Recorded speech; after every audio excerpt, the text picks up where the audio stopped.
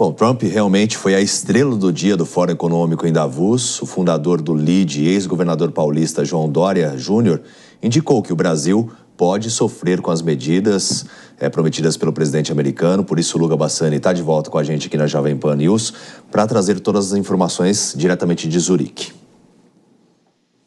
Exato, David. Boa noite a você novamente.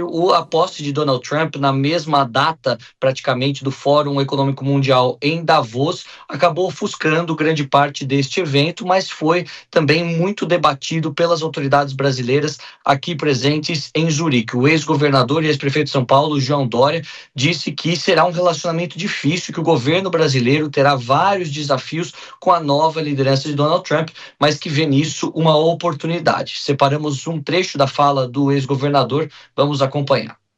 Será um relacionamento difícil durante todo o governo Trump com o Brasil. E o governo brasileiro precisa estar preparado para isso. O governo brasileiro precisa ter consciência de que o seu principal parceiro econômico ou comercial vai colocar dificuldades para as exportações de bens manufaturados, commodities. As exportações brasileiras vão ser taxadas. O presidente Trump já anunciou, não só do Brasil, dos outros países também. Além do que, há um relacionamento ideologicamente muito distante, extremamente oposto. Isso poderá gerar ao Brasil prejuízos em relação ao mercado americano, mas poderá também imprimir oportunidades. Da mesma maneira que Donald Trump foi o assunto relacionado às dificuldades econômicas que novas tarifas podem representar nas relações bilaterais com o Brasil, os ministros do Supremo Tribunal Federal, tanto o presidente da Corte, Luiz Roberto Barroso, quanto o decano da Corte, Gilmar Mendes, foram questionados sobre a possibilidade de anistia àqueles participantes dos atos de 8 de janeiro, que culminaram com a invasão dos prédios públicos dos 3 poderes, citando, obviamente, o perdão presidencial concedido por Donald Trump aos invasores do Capitólio do 6 de janeiro de 2021. Ambos os ministros disseram de forma categórica que não há a possibilidade de anistia, pelo menos da interpretação da Corte. Nós separamos as falas de ambos, vamos acompanhar. Pela Constituição brasileira, a anistia é uma competência do Congresso Nacional. Portanto, é uma questão de se aguardar uma eventual deliberação do Congresso, e se for uma deliberação compatível com a Constituição, é a vontade que deve prevalecer. Mas, tanto quanto eu saiba, acho que essa não é uma questão que esteja em vias de ser decidida por enquanto. E é incogitável, já disse em outro momento, de se falar, tendo em vista tudo que ocorreu, a gravidade dos fatos que já foram revelados e até condenados em alguns casos, como o do 8 de janeiro, mas também dos fatos agora revelados, tentativa de assassinato do presidente, do vice-presidente, do ministro Alexandre, de outros ministros, incogitável falar-se em anistia. Tudo indica que durante os próximos meses, principalmente as primeiras semanas do governo de Donald Trump, muitas autoridades brasileiras, seja do Executivo, Legislativo e Judiciário, colocarão as primeiras diretrizes de como responder a novas taxações e como também a legislação americana relacionada às Big Techs e a forma como Donald Trump conduz o seu país pode reverberar na política interna do Brasil, principalmente em um ano pré-eleitoral. Nós, obviamente, continuaremos aqui acompanhando tanto a conclusão do Fórum de Davos amanhã, com provavelmente a divulgação de um relatório conjunto de todos os presentes, como também todas as medidas anunciadas pela União Europeia, pelos Estados Unidos e também a resposta de diversos players internacionais como a China e o próprio Brasil. Tá certo, Luca. Muito obrigado, viu, pelas suas informações. Bom descanso por aí. Bom, vamos por partes então. Primeira parte em relação a como que ficam as questões envolvendo o Brasil e Estados Unidos, visto que os Estados Unidos, até mesmo ontem a gente trouxe a informação, dizendo que o Brasil realmente tem um papel irrelevante para os Estados Unidos. Mais a gente depende deles do que eles necessariamente da gente. Mas, sem querer dar um de coach motivacional, Maria De Carli, eu gostaria de te perguntar se fecha uma porta, podem se abrir outras?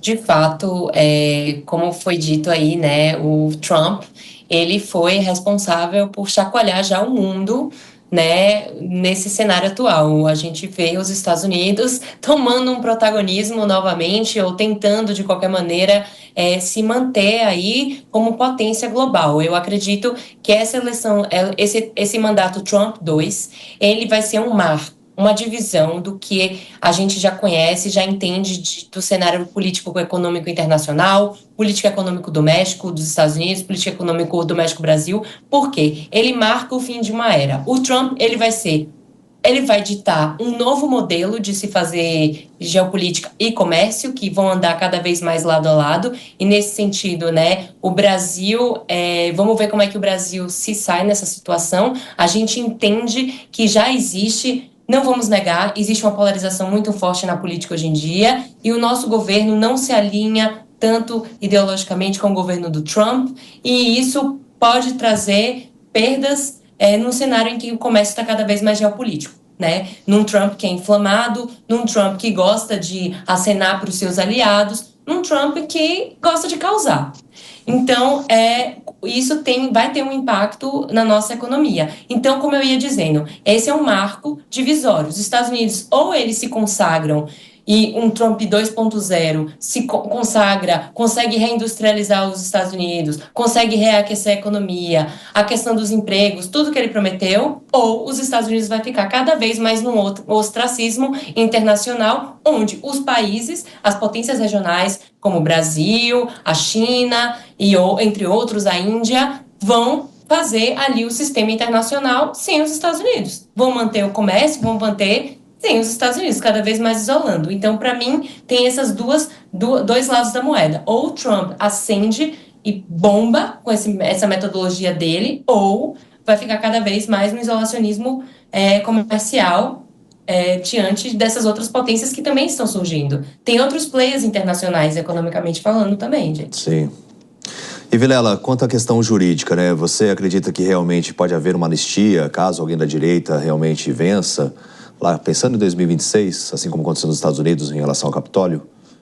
Eu acho muito difícil, viu, David? A realidade do Brasil é uma realidade diferente. No caso brasileiro, a afronta às instituições, ela se deu também fortemente em relação ao Poder Judiciário, talvez não tenha ficado restrita ao Legislativo, como houve nos Estados Unidos.